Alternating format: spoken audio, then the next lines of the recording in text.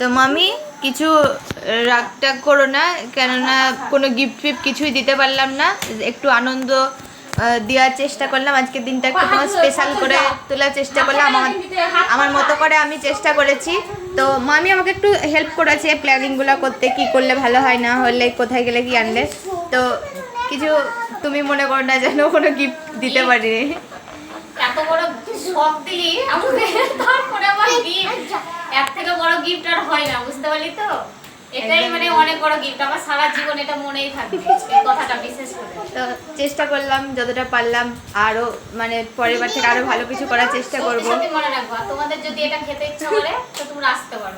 Guys, আমার একটা কথা বলার আছে, ও বিরিয়ানি খেতে ভালোবাসে বলে বিরিয়ানি, কিন্তু আমরা কিন্তু আমি আবার সেই কি ফ্রাইড রাইস খেতে ভালোবাসি, কিন্তু ফ্রাইড রাইস করবে। আর খুশি তুমি কি খেতে ভালোবাসো? আমি আমাকে যা দিবা আমি তাই খেতে, আলু সিদ্ধ ভাত। ঠিক আছে তাই হবে। তোমার জন্মদিন আবার কে পালন করবে গো? এই যে তোমার জন্মদিন আবার কে পালন করবে? কাজ নাই, তোমার জন্মদিন পালন করবে। এত বড় করে আলু সিদ্ধ করবো দিয়ে কাটাবো, এটা তো বেশি করে বলা হয়ে গেল, এটা তো তাহলে সারপ্রাইজ থাকবে না, আমি তো পেলাম। তো চলো, ভিডিওটা ভালো থাকলে লাইক করে দিও, আর মামির জন্মদিনে সবাই অবশ্যই শুভেচ্ছা জানিও।